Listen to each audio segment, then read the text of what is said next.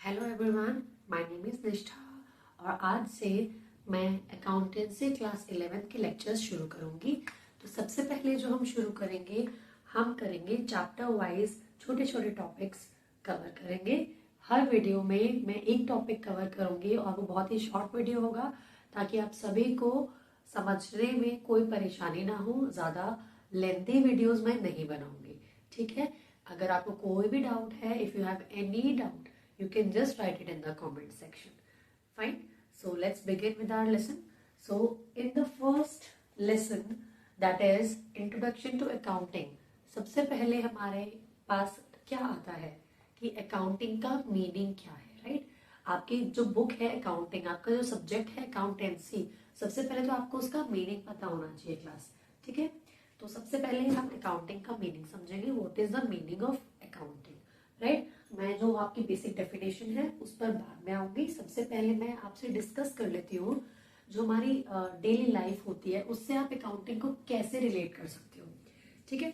तो सबसे पहले जब हम करेंगे तो आप सभी अपने घर में अपना एक बजट बनाते होंगे। आपकी इनकम आती है, ठीक है। मे बी आप अगर अर्न नहीं कर रहे हैं, आपके पेरेंट्स अर्न कर रहे हैं, राइट। तो आपके पेरेंट्स की कुछ इनकम आ रही है and they are spending their income in particular things. For example, आपको क्या पे करना होता है, घर की ग्रोसरीज खरीदनी है, आपको इलेक्ट्रिसिटी बिल पे करना है, maybe if you are living in a rented accommodation तो आपको घर का रेंट पे करना है, ठीक है।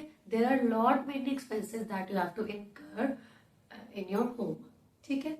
तो इसी तरह से आपके पास एक्सपेंसेस हैं, खर्चे हैं करने के लिए, आपके पास जो इनकम है उसी में से आप कुछ सेव भी करते हैं, राइट। और at the end of the month क्या करते हैं आप लोग, अगर रिकॉर्ड करते हैं अपने खर्चों को, तो आप क्या करते हैं कि आप देखते हैं कि हमने इस महीने कितना खर्चा किया, कितनी सेविंग्स की, right. So this is basically what is accounting. Business में भी वही चीज होती है, क्योंकि हमें हर ट्रांजैक्शन याद नहीं रहती है।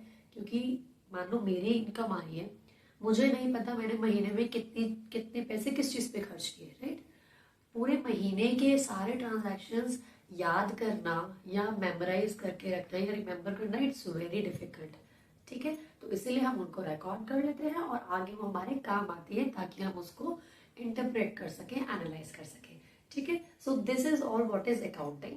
हमने अपने घर के एग्जाम्पल से देखा अकाउंटिंग और कुछ भी नहीं है, सिर्फ यही है, ठीक है। अब हम आगे थोड़ा टेक्निकल चीजों के साथ समझ लेते हैं what is the meaning of accounting. So accounting is the process. सबसे पहले अकाउंटिंग एक प्रोसेस है, एक तरीका है जिससे हम आइडेंटिफाई करते हैं, process of identifying, measuring, recording and communicating the required information relating to the economic events of an organization to the interested users of such information। तो मैं आपको वर्ड टू वर्ड इसको थोड़ा क्लियर कर देती हूँ। अकाउंटिंग एक प्रोसेस है, ठीक है, जहां पे ऑफ आइडेंटिफाइंग, जहां पे हम आइडेंटिफाई करते हैं। तो बच्चे हम क्या आइडेंटिफाई करते हैं, हम सबसे पहले आइडेंटिफाई करते हैं वो ट्रांजैक्शंस जो हमें रिकॉर्ड करनी है, ठीक है। अब घर में सारी ऐसी ट्रांजैक्शंस नहीं होती हैं जो हमें रिकॉर्ड करनी हो, हम सिर्फ पैसों से रिलेटेड वाली चीजें ही रिकॉर्ड करते हैं ना, क्योंकि हम पैसों से डील कर रहे हैं। हम अकाउंट्स करते ही तभी हैं जब हमें अपना मनी मैटर देखना है, ठीक है। तो सबसे पहले हम आइडेंटिफाई करेंगे कि हमें अपने बिजनेस में कौन सी चीजों को रिकॉर्ड करना है, ठीक है। तो जो चीजें होती हैं उनको हमें मेजर करना है, मतलब हम सिर्फ वही चीजों को इन्वॉल्व करेंगे, उन्हीं ट्रांजैक्शंस और उन्हीं इवेंट्स को कंसिडर करेंगे जो मेजरेबल हैं, ठीक है, जिनका हम हिसाब किताब लगा सकते हैं इन टर्म्स ऑफ मनी, ठीक है। हो सकता है मेरा कुछ सामान जो मेरे गुड्स हैं मेरे बिजनेस में वो इन टन्स आ रहे हैं, इन केजीज आ रहे हैं, तो मैं और कोई भी यूनिट ना यूज करके उसको इन टर्म्स ऑफ मनी देखूंगी, ठीक है। तो measuring in terms of money, ठीक है। रिकॉर्डिंग, उसके बाद में करूंगी रिकॉर्डिंग। मतलब रिकॉर्डिंग किस तरह से होती है, रिकॉर्डिंग होती है इन द क्रोनोलॉजिकल ऑर्डर, जिस ऑर्डर में वो इवेंट अकर हुआ है। 1 अप्रैल को अगर मेरी कोई ट्रांजैक्शन हुई है तो वो 1 अप्रैल को रिकॉर्ड होगी, देन 2 अप्रैल, देन 3 अप्रैल, देन 4 अप्रैल। तो whatever transactions have been occurred in a period of time, they will be recorded in the chronological order. ठीक है पूरे chronological order में ही हम उसको रिकॉर्ड करेंगे, जिस तरह से वो घटी है इवेंट्स उसी तरह से हम रिकॉर्ड करेंगे. And communicating the required information relating to the economic events of an organization. अभी इकोनॉमिक इवेंट्स क्यों लिखा है, क्योंकि देखो बच्चे, ऐसे बहुत सारे ट्रांजैक्शन से बहुत सारे इवेंट्स होते हैं बिजनेस में. फॉर एग्जांपल, मैंने अपने कुछ एम्प्लॉयज को रिक्रूट किया है, लेकिन उस चीज में कुछ भी इन्वॉल्वमेंट नहीं है पैसों का, है ना, मैंने सिर्फ रिक्रूट किया है, तो will that be considered as an economic event? नहीं, it is not an economic event, क्योंकि उसमें पैसों का कोई लेन देन नहीं है. हम सिर्फ वही चीजें रिकॉर्ड करेंगे जिसमें पैसों का लेन देन इन्वॉल्व है. ठीक है, मॉनेटरी चीजें इन्वॉल्व है. ठीक है, तो एक बार देख लेते हैं. Accounting is the process of identifying, जहाँ पे हम आइडेंटिफाई करते हैं कि हमें कौन से खर्चे रिकॉर्ड करने हैं, कौन से नहीं करने. जैसे मैंने भी आपको बताया कि अगर मैंने एम्प्लॉयज को रिक्रूट किया है तो मैं वो रिकॉर्ड नहीं करूंगी. हाँ, अगर ऐसे कोई मेरे एक्सपेंसेस है या इनकम्स हैं जिसमें मेरी मॉनेटरी चीजें इन्वॉल्व हैं, मेरा पैसा इन्वॉल्व है, उसको मैं रिकॉर्ड करूंगी. फॉर एग्जांपल, बिजनेस में बहुत सारे खर्च होते हैं. ठीक है, मैंने एक बिजनेस सेटअप खोला है, वहां पे मैंने एक जमीन ली है, लैंड है, मेरी एक बिल्डिंग है. ठीक है, मैंने बिल्डिंग परचेज की तो उसका एक्सपेंस, मैंने उसके फर्नीचर एंड फिटिंग्स परचेज की, उसका एक्सपेंस, मैंने मशीनरी परचेज की, उसका एक्सपेंस, मैंने उसकी इंस्टॉलेशन करवाई, ठीक है, उसकी ट्रांसपोर्टेशन हुई, उसका एक्सपेंस. ठीक है मान लो मेरे पास रिपेयर्स हैं तो मैंने उसकी रिपेयर्स कराई, उसका एक्सपेंस. स्टेशनरी ली, उसका एक्सपेंस. ठीक है, कोई व्हीकल लिया बिजनेस के लिए, उसका एक्सपेंस. मैंने अपने गुड्स खरीदे, फिर गुड्स बेचे, इन सब चीजों में पैसा इन्वॉल्व है. मैं अपने लैंड का, अपनी बिल्डिंग का रेंट पे कर रही हूँ, दैट इन्वॉल्व्स मनी.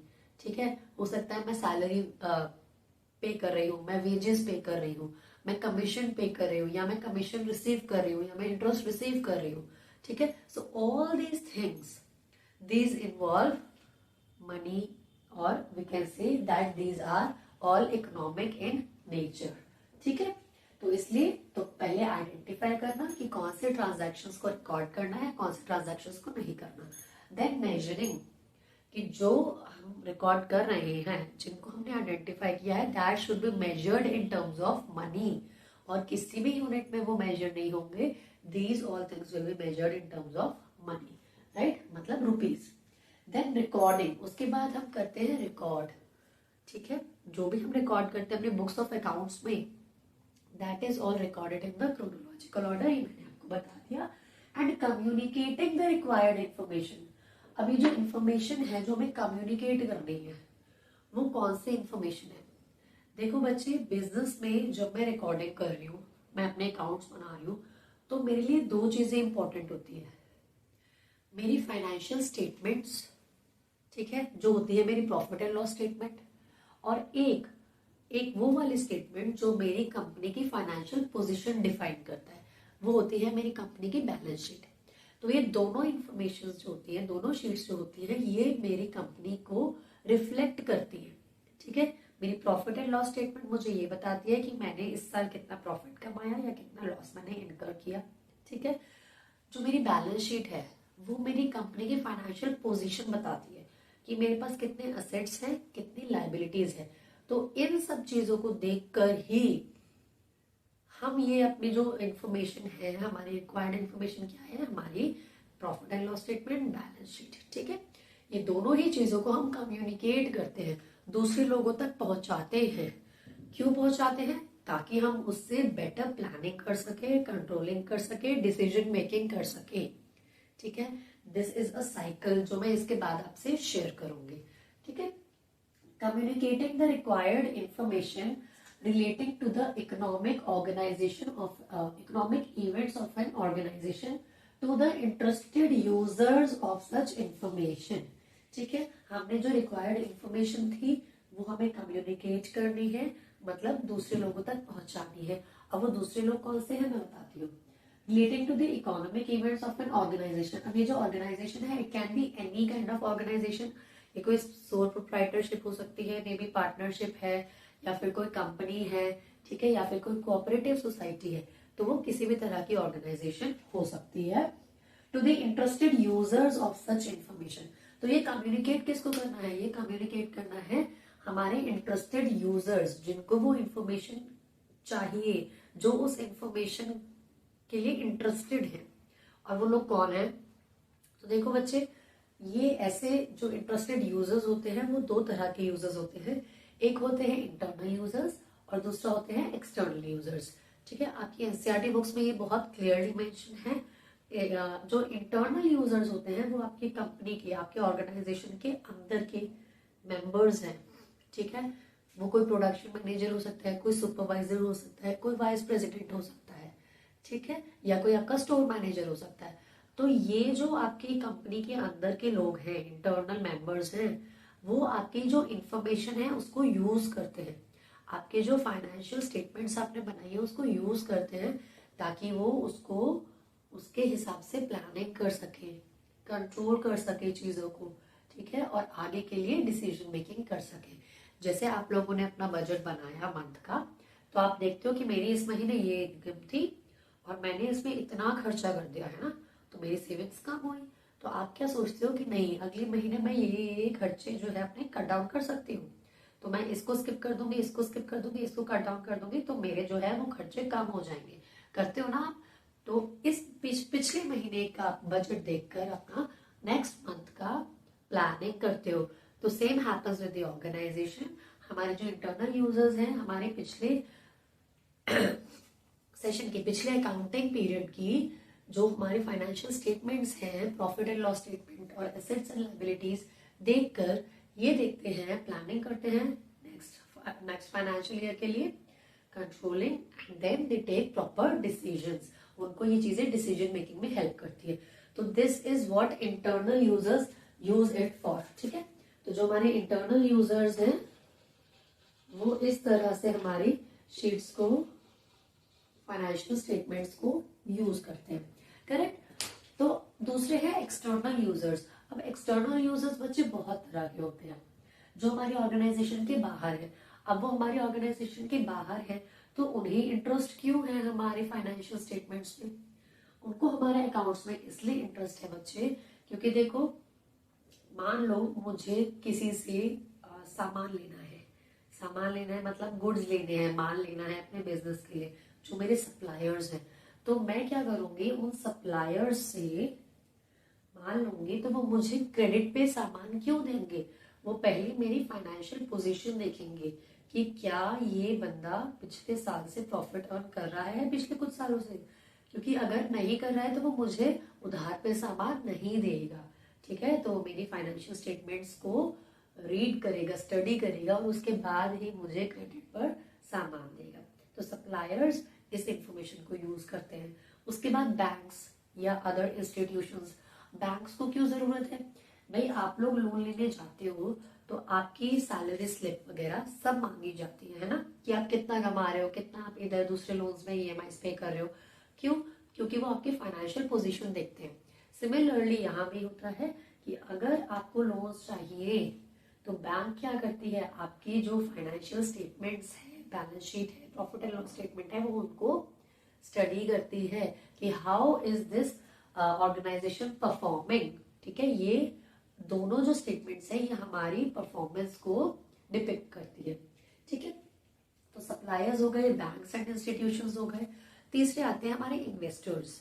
अगर मैं इन्वेस्ट कर रही हूँ, इन्वेस्टर्स क्यों? देखो, मेरे पास मेरी कुछ सेविंग्स है, मैं चाहती हूँ कि जो मेरी सेविंग्स है वो मैं कहीं किसी कंपनी में लगा दूं और मुझे उसका इंटरेस्ट मिले या मैं उससे कमाऊं। ठीक है, तो मैं क्या करूंगी, मैं किसी कंपनी में कोई अच्छी कंपनी देखूंगी जो बहुत अच्छा ट्रेड कर रही है। फॉर एग्जाम्पल, आपने शेयर मार्केट के बारे में सुना होगा, तो वहां क्या होता है, आप यही देखते हो ना कि कौन सी कंपनी के शेयर्स हाई जा रहे हैं, मतलब कौन सी कंपनी अच्छा कमा रही है, अच्छे प्रॉफिट्स दे रही है अपने शेयर होल्डर्स को, तो वो हमें भी देगी। तो आप वही कंपनी चूज करते हो इन्वेस्ट करने के लिए जिसके फाइनेंशियल पोजीशन अच्छी होती है और जो अच्छे रिजल्ट्स दे रही होती है ना। तो तो इसीलिए इन्वेस्ट अगर मैं कर रही हूँ, मैं अपना पैसा लगा रही हूँ, तो मुझे पता है मैंने अपना पैसा उनको दिया है, तो मुझे इन रिटर्न इंटरेस्ट भी मिलेगा। ठीक है, तो जब इंटरेस्ट कब मिलेगा, जब वो कंपनी प्रॉफिट्स अर्न करेगी। तो प्रॉफिट्स अर्न, इसीलिए हम क्या करते हैं कि उसकी फाइनेंशियल पोजीशंस को स्टडी करते हैं इन्वेस्टर्स, कि मुझे इस कंपनी में इन्वेस्ट करना चाहिए या नहीं करना चाहिए। करेक्ट। तो हमारे एक्सटर्नल यूजर्स कौन कौन से हुए? एक्सटर्नल यूजर्स मैंने आपको 3-4 बता दिए हैं। बाकी आप अगर अपनी एनसीईआरटी बुक्स को रीड करोगे क्लियरली, तो दोनों चीजें आपको उसमें दी हुई हैं। ठीक है, और अगर कोई भी डाउट हो आप मुझसे पूछ सकते हैं। ठीक है, तो internal users and external users. तो interested users of such information, जो भी इंटरेस्टेड यूजर्स है हमारी इन्फॉर्मेशन के, उन तक हमारी जो रिक्वायर्ड इन्फॉर्मेशन है वो कम्युनिकेट हो जाए। ठीक है, तो ये पूरा का पूरा प्रोसेस होता है अकाउंटिंग। इसमें कुछ रेलिवेंट एस्पेक्ट्स आ जाते हैं, मतलब इंपॉर्टेंट टर्म्स आ जाती है, वो है इकोनॉमिक इवेंट्स। ये मैंने आपको बताया, इकोनॉमिक इवेंट्स जो है वो कौन कौन से होते हैं, जिसमें पैसों का इन्वॉल्वमेंट होता है। ठीक है, मैं ऑलरेडी एक्सप्लेन कर चुकी हूँ, ये सिर्फ कीवर्ड्स है। ठीक है, देन आइडेंटिफिकेशन ऑफ ट्रांजैक्शंस, कौन कौन से ट्रांजैक्शंस को हमें रिकॉर्ड करना है। देन मेजरमेंट, जो मेजरमेंट है it should be in terms of money. Then recording, that means we are recording, कैसे रिकॉर्ड करना है, इन क्रोनोलॉजिकल ऑर्डर ओनली। ठीक है, देन कम्युनिकेशन, अपने यूजर्स को कम्युनिकेट करना इस इंफॉर्मेशन को। ऑर्गेनाइजेशन हम बता चुके हैं, किसी भी तरह की ऑर्गेनाइजेशन हो सकती है। ठीक है, then interested users of information, की इंटरेस्टेड यूजर्स कौन कौन है हमारे इंफॉर्मेशन के। ठीक है, so this is the basic definition of accounting. इसके बाद मैं आपको एक चार्ट दिखाती हूँ, जहाँ पे हमें हमारा अकाउंटिंग प्रोसेस थोड़ा थोड़ा क्लियर हो जाएगा। इसी डेफिनेशन को डिपिक्ट करता है वो चार्ट। ठीक है, जो आप अगर अपने एग्जाम में बनाओगे तो it will give a very good impression of the examiner. ठीक है, तो अब हम चलते हैं चार्ट की तरफ। Okay guys, so now let us discuss the process of accounting. You can see a chart here. और हमने जिस तरह से किया है अकाउंटिंग प्रोसेस, सबसे पहले शुरू होता है इकोनॉमिक इवेंट से। ठीक है, यू कैन सी सबसे पहले इकोनॉमिक इवेंट्स को अकर होना है। जब वो अकर होंगे तो हमारा अकाउंटिंग प्रोसेस जो है वो शुरू हो जाएगा। अकाउंटिंग प्रोसेस क्या होगा, मतलब हम उसको रिकॉर्ड करेंगे, उसके बाद हम अपने अकाउंट्स बनाएंगे and then we will make a financial statements, जो हम आगे पढ़ेंगे। ठीक है, हमारा अकाउंटिंग प्रोसेस हुआ कंप्लीट। हमने अपने सारे स्टेटमेंट्स बना लिए, सारे अकाउंट्स बना लिए, प्रॉफिट एंड लॉस स्टेटमेंट बना लिए। उसके बाद हमने अपनी बैलेंस शीट बना ली, जिसमें हमने हमारे एसेट्स और लायबिलिटीज को रिफ्लेक्ट हो गया। ठीक है, उसके बाद हम करेंगे कम्युनिकेट। हमारी जितनी भी इंफॉर्मेशन हमने बनाई है उसको हम करेंगे communicate, and then communicating accounting information. उसके बाद हो जाती है हमारे डिसीजन मेकर्स की एंट्री। और ये जो डिसीजन मेकर्स हैं कौन है, हमारे इंटरनल एंड एक्सटर्नल यूजर्स, जो भी मैंने थोड़ी देर पहले आपको बताया, who are internal users and who are external users. So when they take decision, they will take decisions and then actions will be taken on the basis of these decisions, कि हमें आगे कैसे करना है। ठीक है, जब एक्शन लिया जाएगा उसके बाद इकोनॉमिक इवेंट्स दोबारा अकर होंगे, है ना, होंगे ना। नेक्स्ट सेशन के लिए, नेक्स्ट अकाउंटिंग पीरियड के लिए मैंने अपने एक्शंस ले लिए कि मुझे किस किस तरह से प्लान करना है, मैंने प्लानिंग कर ली। उसके बाद इकोनॉमिक इवेंट्स अकर होंगे, उसके बाद अकाउंटिंग प्रोसेस होगा मेरा पूरा, और उसके बाद मेरी कम्युनिकेटिंग होगी, फिर उसके बाद डिसीजन मेकिंग होगी। तो ये जो है ये पूरा का पूरा क्या है, प्रोसेस ऑफ अकाउंटिंग। आपसे जब भी प्रोसेस ऑफ अकाउंटिंग पूछा जाता है, you will make this chart और इसको आप एक्सप्लेन करेंगे। ठीक है, अकाउंटिंग क्या करती है, it links decision makers with economic activities. ये अकाउंटिंग का जो ये पूरा प्रोसेस है ये क्या करता है, डिसीजन मेकर्स को लिंक करता है इकोनॉमिक एक्टिविटीज से, ताकि उनको पता रहे क्या क्या एक्टिविटीज हो रही हैं, और उसके बाद वो अपने डिसीजंस लेते हैं, प्लानिंग करते हैं, कंट्रोलिंग करते हैं, डिसीजंस लेते हैं। And with the results of their decision, और जो भी रिजल्ट्स हैं उनके डिसीजंस के वो उनको पता रहते हैं। क्यों, क्योंकि वो अकाउंटिंग के प्रोसेस को फॉलो करते हैं, अपनी स्टेटमेंट्स को रीड करते हैं, स्टडी करते हैं। करेक्ट। तो अब जो चीज हमें देखनी है वो ये है कि अच्छा, आप लोगों को कुछ डाउट हो रहा होगा, कि मैंने अकाउंटिंग प्रोसेस में कुछ टर्म्स यूज की, प्रॉफिट एंड लॉस स्टेटमेंट जिसमें हमारा प्रॉफिट पता चलता है और लॉस पता चलता है ना। ऐसे ही जो बैलेंस शीट की मैं बात कर रही हूँ, एसेट्स एंड लाइबिलिटीज, हो सकता है आप में से कुछ बच्चों को ना पता हो कि एसेट्स क्या होते हैं और लाइबिलिटीज क्या होती है, तो मैं थोड़ा सा आपको उसको ब्रीफ कर देती हूँ कि बच्चे देखो, एसेट्स होते हैं आपकी बिजनेस के रिसोर्सेज जिनको आप यूज करते हो अपने बिजनेस को रन करने के लिए, ठीक है। फॉर एग्जाम्पल लैंड, बिल्डिंग, ठीक है, फिटिंग्स, फर्नीचर्स, मशीनरी, क्योंकि ये सारी जो चीजें हैं ये आपके असेट्स क्यों हैं, क्योंकि ये आपको अपना बिजनेस चलाने में हेल्प कर रहे हैं, आपको आपका रेवेन्यू जनरेट करने में हेल्प कर रहे हैं, ठीक है। तो इसलिए ये आपके सारे एसेट्स हैं। आपके पास जो कैश है, cash in hand, cash in bank, okay, आपके पास कोई चेक्स हैं जो आप बैंक में डिपॉजिट कराने वाले हो तो वो भी आपके पास आ जाएंगे थोड़े टाइम में, तो वो भी आपका असेट है, ठीक है। आपको जिन लोगों से पैसा मिलने वाला है, ठीक है, तो वो भी आपके असेट्स हैं। क्यों? क्योंकि वो आपकी इनकम होगी और फिर वो आपको बाद में काम आने वाली है, ठीक है। दैट इज योर डेटर्स, ठीक है, जिनको आपने उधार में पैसा दे रखा है या उधार में सामान दे रखा है और वो आपको पैसा देंगे, तो वो होते हैं आपके डेटर्स, तो वो भी आपके असेट्स होते हैं, ठीक है। तो असेट्स की लिस्ट में हमारे क्या क्या आता है? Cash in hand, cash at bank, ठीक है, उसके बाद land, building, furniture and fittings, machinery, कोई अगर व्हीकल है आपके बिजनेस के लिए तो वो, अगर कोई कैटल है, लाइफ स्टॉक है तो वो, ठीक है।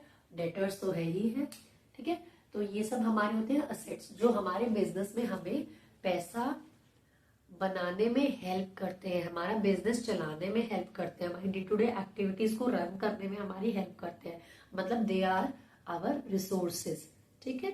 तो वो हमारे असेट्स हैं। और लाइबिलिटीज क्या होती है?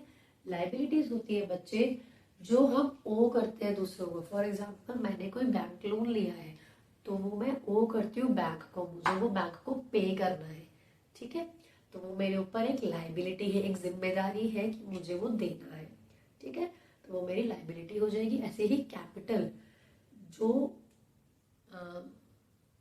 ओनर है उसने कैपिटल लगाया है अपने बिजनेस में, पैसा लगाया है, तो वो ओनर का पैसा है, वो बिजनेस का पैसा नहीं है। तो वो जब बिजनेस बंद होगा तो हमें कैपिटल जो है वो लौटाना पड़ेगा, तो that is also our liability, ठीक है। इन टर्म्स को हम डिटेल में थोड़ा पढ़ेंगे, आगे चलते चलते आपको बहुत ज्यादा क्लियर हो जाएगा कि असेट्स क्या होते हैं, लाइबिलिटीज क्या होती है, प्रॉफिट एंड लॉस किस तरह से निकाला जाता है, ठीक है। और इनके जो बाइफर्केशंस हैं, कितने तरह के एसेट्स होते हैं, कितने तरह की लाइबिलिटीज होती है, वो भी हम बहुत ही जल्द आगे आने वाले लेसन्स में करेंगे। अगर आपको कोई भी डाउट है आपके मीनिंग ऑफ अकाउंटिंग या प्रोसेस ऑफ अकाउंटिंग से लेकर, you can freely ask me in the comment section. I will always always always be ready to reply to you, ठीक है। इसके बाद जो पार्ट 2 होगा उसमें हम करेंगे ऑब्जेक्टिव्स ऑफ अकाउंटिंग, ठीक है। सो I will soon upload the video of objectives of accounting, and thank you so much guys for watching this video till end. And if you like the video, please do not forget to press the like button. Don't forget to subscribe and share it with your friends. Thank you.